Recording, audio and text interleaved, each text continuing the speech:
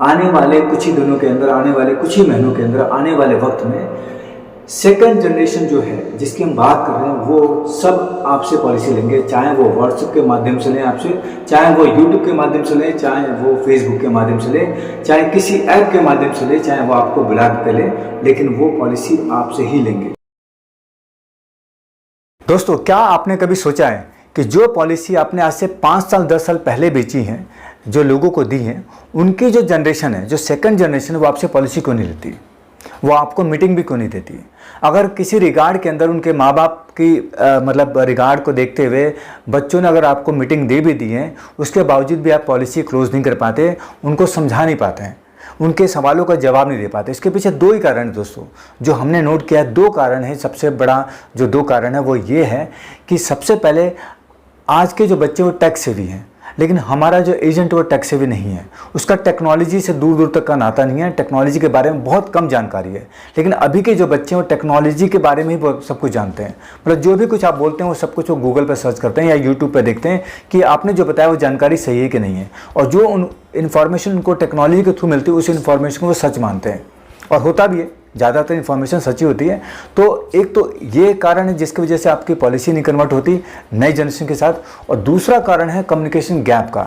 जो शब्द का इस्तेमाल नई जनरेशन करती है समझने के लिए चीज़ों को, जो टेक्निकल टर्म्स होते हैं, वो हमारा एजेंट नहीं जानता है कि आज की जो लैंग्वेज है बच्चों की वो क्या है। उस कम्युनिकेशन गैप की वजह से हम उनको कन्विंस नहीं कर पाते हैं, उनको संतुष्ट नहीं कर पाते हैं, इस वजह से वो हमसे पॉलिसी नहीं लेते हैं, हमें मीटिंग भी नहीं देते हैं, और देते हैं तो रिगार्ड में देते हैं, सिर्फ नाम मात्र के लिए, ताकि अपने पापा की बात मान लिए और अंकल से हम समझ लेते हैं पॉलिसी, लेकिन लेना नहीं है। वो उन लोगों की तलाश में होते हैं जो उनके बराबर के हों, जो उनके बराबर की सोच रखते हो और उनकी बातों को समझ सके। इसलिए वो टेक्नोलॉजी जो बेस्ड जो कंपनियां उनके पास जाते हैं और ऑनलाइन ही पॉलिसी खरीद लेते हैं। गाड़ी की पॉलिसी लेनी हो तो पॉलिसी बाजार पे चले जाएंगे, मेडिक्लेम लेना हो तो पॉलिसी बाजार जैसी साइट पे चले जाएंगे। अगर आपको स्टॉक मार्केटिंग करनी है, स्टॉक की ट्रेडिंग करनी है तो ग्रो ऐप जैसी पे चले जाएंगे, झरोदा के ऐप पे चले जाएंगे।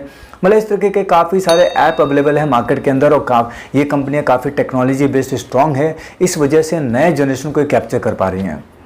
लेकिन हमारा एजेंट इन दोनों चीज़ों से महरूम है, ना वो टेक्नोलॉजी का एक्सपर्ट है और ना ही उसको कम्युनिकेशन करना आता है नए जनरेशन के साथ कि हम उसको कैसे क्लोज करें। तो इन 2 दिक्कतों की वजह से हम जो नई जनरेशन उसको कैप्चर नहीं कर पाते और वो हमारे लिस्ट में नहीं आ पाते हैं। इसी वजह से एजेंट संघर्ष करता है और वो कहीं न कहीं पे कन्वेंस की जगह पे कमीशन देने की बात कर लेता है अपने बिजनेस को क्लोज करने के लिए।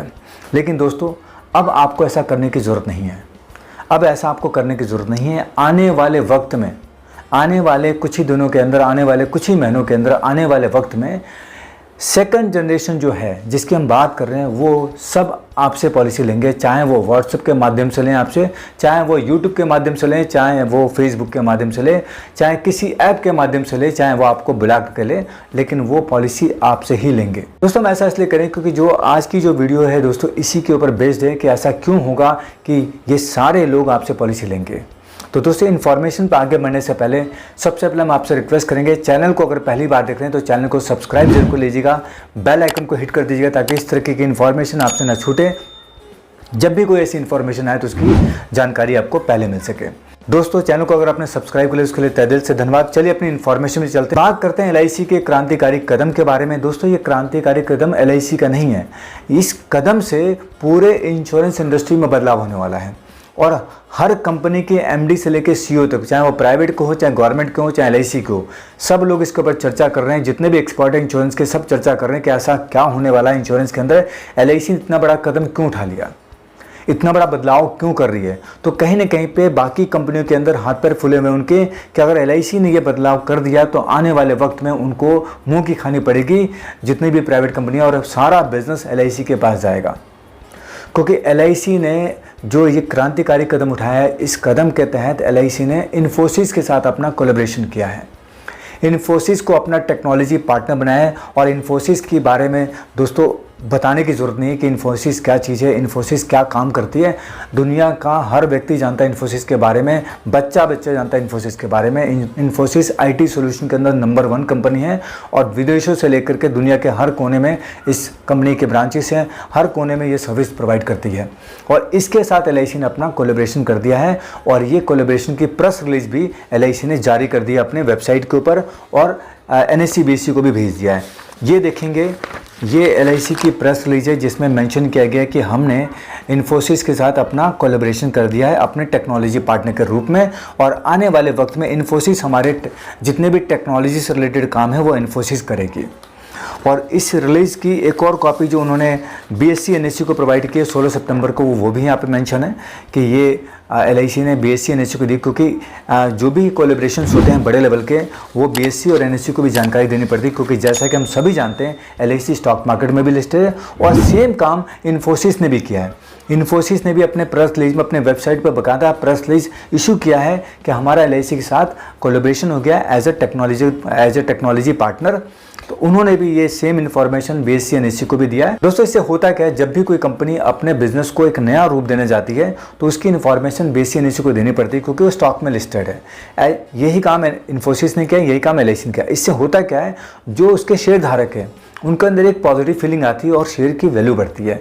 जब शेयर की वैल्यू बढ़ती है तो कंपनी की वैल्यूएशन बढ़ती है और कंपनी की जो वैल्यूएशन बढ़ती है तो उससे जुड़े जो भी काम है, यानी जो कंपनी वो काम करती है, जैसे हम बात करें LIC के, तो LIC पॉलिसी बेचने का काम करती है, तो उसके पॉलिसी धारक में एक विश्वास बनता है और वो लेने के लिए अग्रसर होते हैं कि भैया हमें इस कंपनी के साथ जुड़ना है, हमें इसका पॉलिसी धारक बनना है। सेम इन्फोसिस के साथ भी यही होता है कि हम इसके टेक्नोलॉजी के साथ जुड़ेंगे, टेक्नोलॉजी जो भी होती है उसका इस्तेमाल करेंगे, क्योंकि इन्फोसिस एक वर्थी कंपनी है दुनिया के अंदर, इसकी काफ़ी अच्छी रैंकिंग है, तो मतलब इसमें कोई डाउट नहीं है इन्फोसिस के साथ।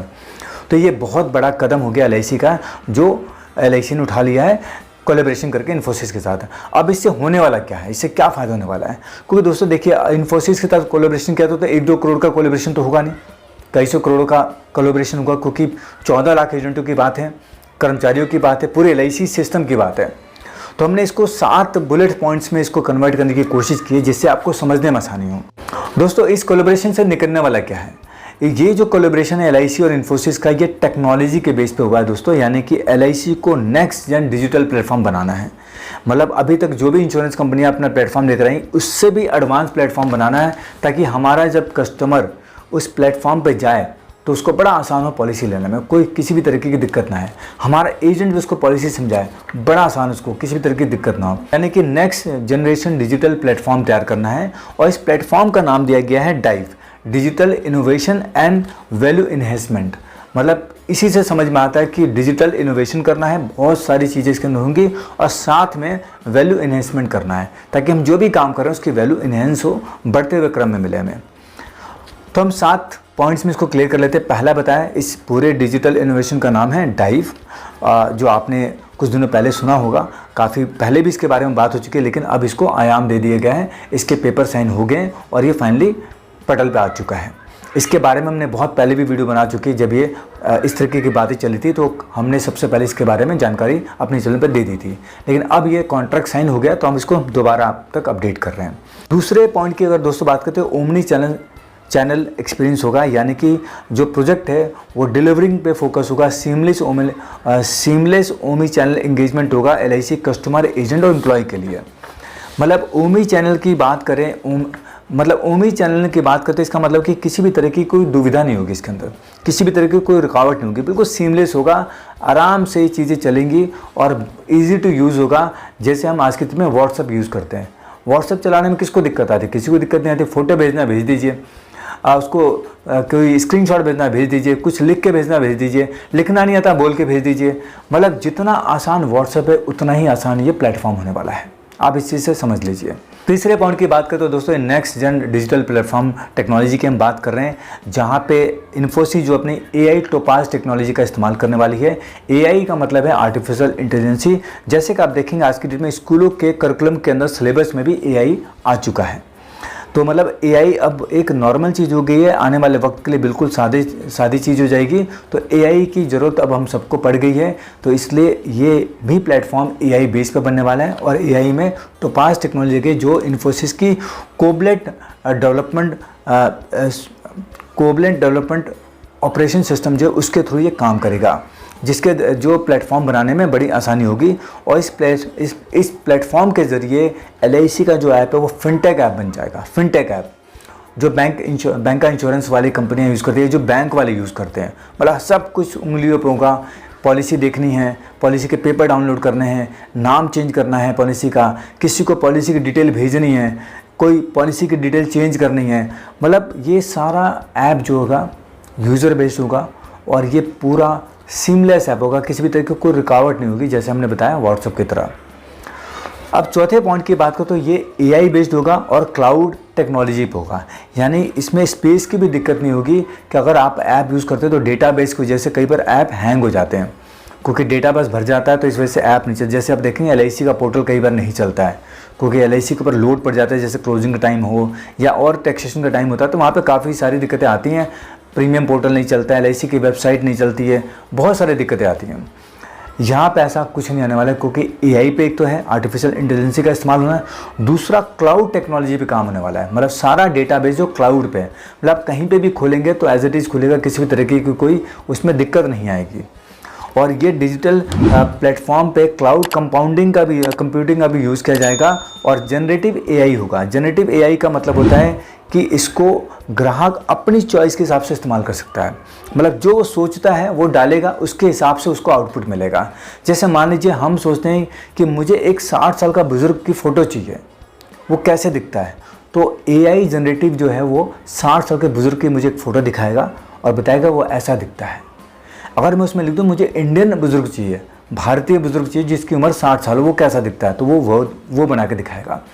मतलब ये जनरेटिव AI का मतलब ये है कि अगर हमारा कस्टमर उस ऐप को इस्तेमाल करा और वो बोलता है कि मुझे 40 साल पर रिटायर्ड होना है और मेरे 2 बच्चे हैं जिसकी उम्र 5 साल और 12 साल है, तो मुझे कितना पैसा बचाना होगा जिनसे इनकी मैं एजुकेशन पूरी कर सकूं, और एक बच्चे के एजुकेशन के लिए मुझे 5 लाख रुपए चाहिए होंगे आज से आने वाले 10 साल के बाद या आने वाले 15 साल के बाद।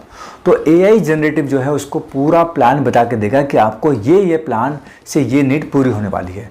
तो सोचिए कितना ज़बरदस्त होने वाला है। मतलब आपकी जो काम है, जो आप सोचेंगे समझेंगे, तब तक वो AI जनरेट करके उसको दे देगा और उस जनरेशन के हिसाब से वो आपसे डिमांड कर लेगा कि सर मुझे ये वाली जीवन उमंग पॉलिसी चाहिए 25 लाख रुपए की, जीवन लाभ पॉलिसी चाहिए 25 लाख रुपए की।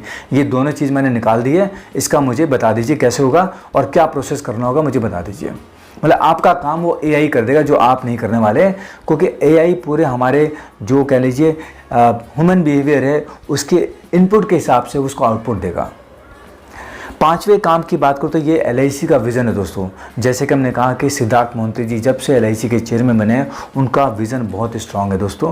मतलब हमने पहला चेयरमैन देखा अपने पूरे कार्यकाल के अंदर कि ये बहुत ही डेडिकेटेड, बहुत ही एग्रेसिव तरीके से सोचते हैं और जो चीज़ सोचते हैं उसको करने की बहुत जल्दी में रहते हैं कि फटाफट इसको करा जाए, इम्प्लीमेंट करा जाए, ताकि जो भी रिज़ल्ट आए और गलत आए तो उसको दोबारा से इम्प्रूव करा जाए और फिर उसको और इम्प्रूव करा जाए, ताकि हम एंड यूज़र तक उस चीज़ को पहुंचा सके जिसके लिए हम ये बना रहे हैं। तो ये LIC का विज़न है सिद्धार्थ मोहंती जी का, जिसकी वजह से साझेदारी हुई है। नहीं तो अगर हम बात करें हिंदुस्तान में तो डिजिटल की बहुत सारी कंपनियां हैं, बहुत सारी IT बेस्ड कंपनियां हैं, लेकिन LIC ने one of the best world की और इंडिया की सबसे बेस्ट कंपनी को चूज़ किया, इन्फोसिस को। तो ये कहीं ना कहीं पे उनकी विज़न को सलाम है कि वो इतना बड़ा सोचा उन्होंने, और इतना बड़ा सिर्फ किसके लिए किया, LIC एजेंटों के लिए, LIC के ग्राहकों के लिए। क्योंकि ग्राहक जुड़ेगा तो एजेंट काम करेगा और एजेंट काम करेगा तो LIC की ग्रोथ होगी, और LIC की ग्रोथ होगी तो कहीं ना कहीं पे हिंदुस्तान की ग्रोथ होगी दोस्तों।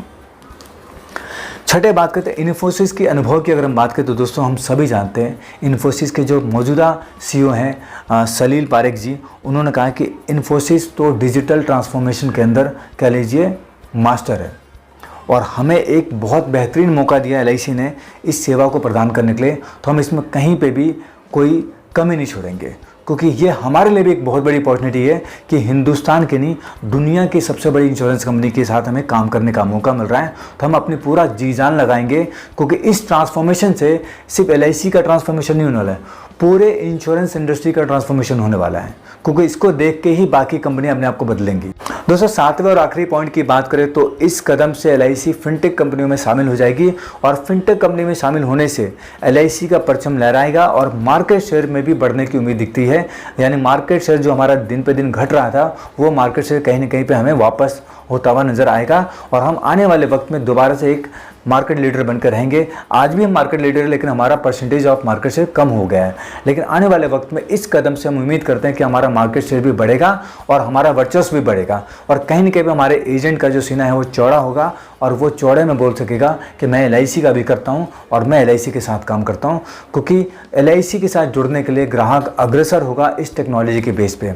तो दोस्तों, ये इन्फॉर्मेशन यहीं तक थी। इस इन्फॉर्मेशन से जुड़ी कोई भी सवाल अगर आपके दिमाग में आता है तो कमेंट में लिखेंगे और हम उसका जवाब आपको जल्द से जल्द देने की कोशिश करेंगे। साथ में किसी को भी इस सर्कुलर की कॉपी या इस प्रेस रिलीज की कॉपी चाहिए तो हमारे व्हाट्सएप नंबर पे लिख देंगे, तो हम उसको ये भी चीज़ प्रोवाइड कर देंगे। दोस्तों, इन्फॉर्मेशन अच्छी लगी तो वीडियो को लाइक करना ना भूलें, चैनल को सब्सक्राइब करना ना भूलें। साथ में इस इन्फॉर्मेशन को अपने तक सीमित ना रखें, अपने सारे एजेंट भाइयों को फॉरवर्ड करें, सारे ग्रुप में फॉरवर्ड करें, ताकि वो भी जान सके LIC का डिजिटल ट्रांसफॉर्मेशन की जर्नी स्टार्ट होने वाली है और उनके पास काम की कोई कमी नहीं होने वाली है।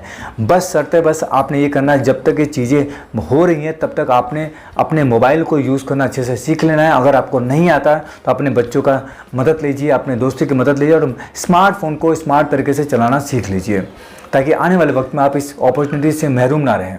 दोस्तों, इस इन्फॉर्मेशन को देखने के लिए और अपना कीमती वक्त देने के लिए आप सभी लोगों का तहे दिल से धन्यवाद। मिलेंगे ऐसी किसी इन्फॉर्मेटिव वीडियो में नेक्स्ट टाइम। तब तक के लिए नमस्कार, जय हिंद, जय भारत।